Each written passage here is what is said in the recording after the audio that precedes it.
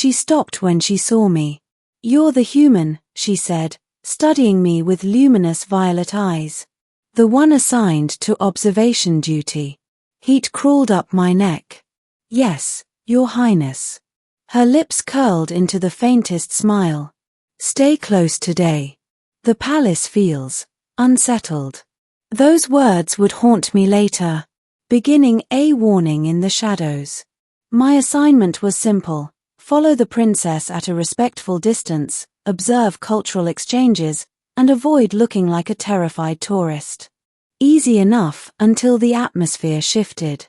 We were walking through the hall of echoing stars when the hair on my arms stood up. Virel sensed it too. She froze, her eyes narrowing. "Someone is here." That was when the lights dimmed, not flickered, not faded. Dimmed.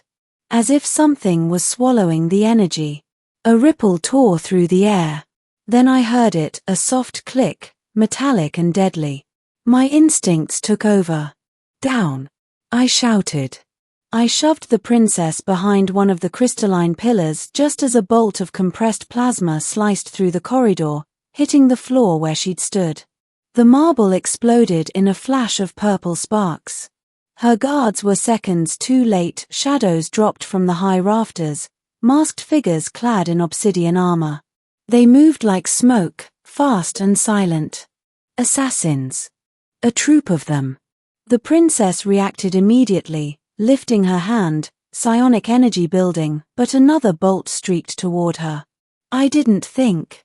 I didn't plan. I lunged, taking the shot meant for her. It hit my shoulder like molten ice, searing through my armor and flesh.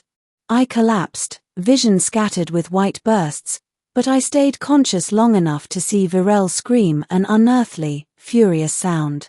She unleashed a wave of psionic force that shattered the marble pillars like glass. Assassins slammed into the walls, crumpling on impact. Her guards stormed in then, finishing the job. The last thing I saw before blacking out was the princess kneeling beside me, her hands glowing over my wound. "Don't you dare die, human," she whispered. "Not for me." A queen's judgment. I woke up hours later in an infirmary crafted entirely of bioluminescent vines. A healing cocoon wrapped around my torso, pulsing warm energy through my veins.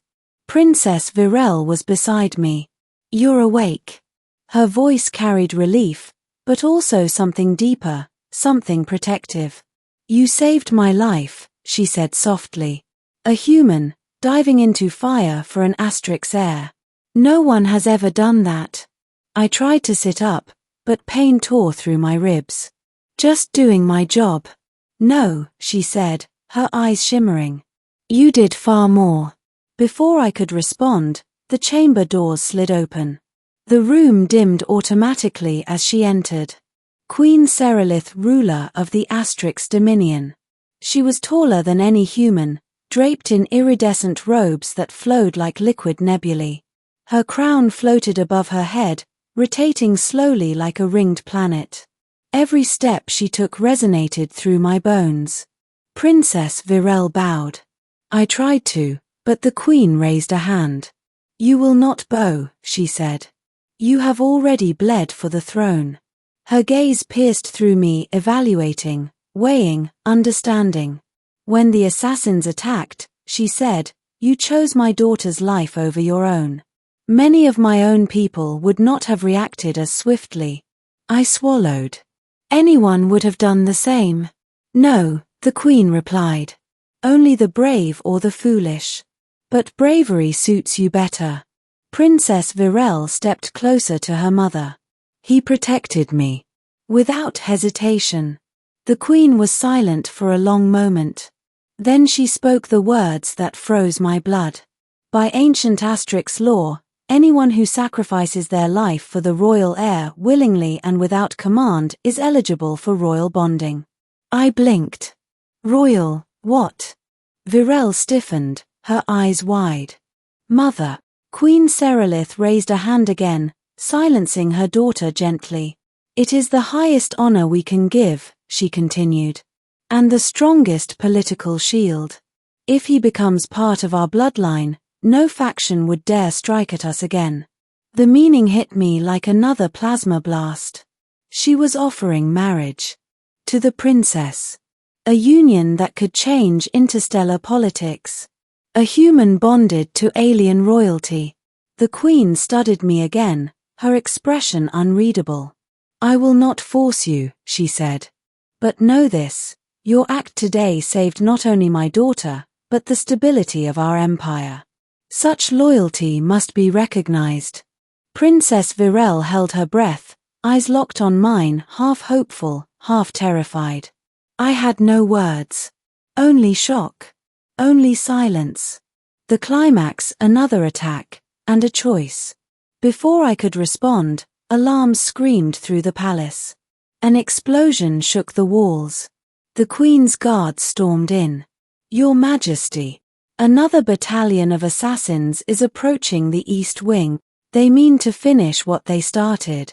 Virel immediately summoned energy to her hands. They're after Mother this time. The Queen looked at me sharply. Can you stand? My body protested, but I forced myself up. I can fight. The Queen nodded once. Then fight beside my daughter.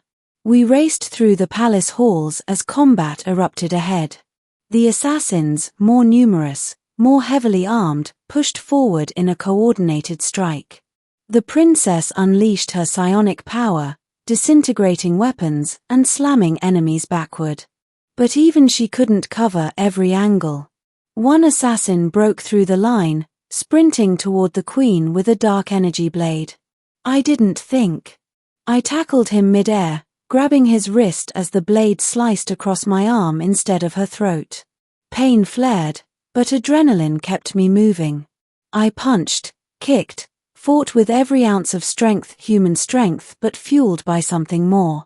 When the assassin fell, the Queen stared at me with astonishment.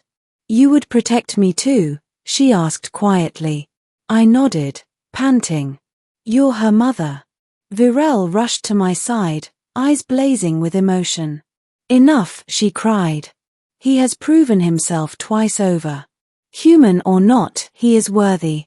The Queen placed a hand over her heart, honoring me with the highest gesture of gratitude in her culture.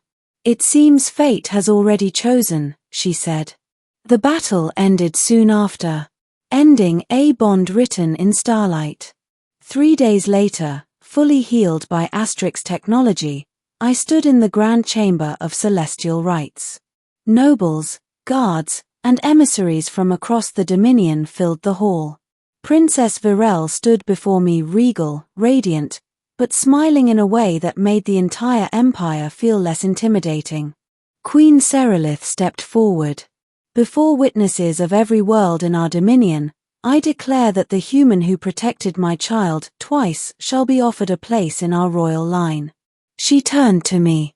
Do you accept the bond with my daughter, knowing it binds your futures, your duties, and your destinies? I looked at Virel. She wasn't an alien princess in that moment. She was someone whose life I had saved, someone who had stayed by my bedside, someone who looked at me with fierce loyalty and something that felt like quiet admiration. I accept, I said. A collective gasp filled the hall, both shock and approval. Virel stepped forward, placing her glowing hand over my heart. Then you are no longer just a visitor from Earth. You are part of our future. The Queen smiled, truly smiled. And for the first time since arriving on this alien world, I felt like I belonged. Not because of politics. Not because of prophecy. But because I chose to protect someone and they chose me in return.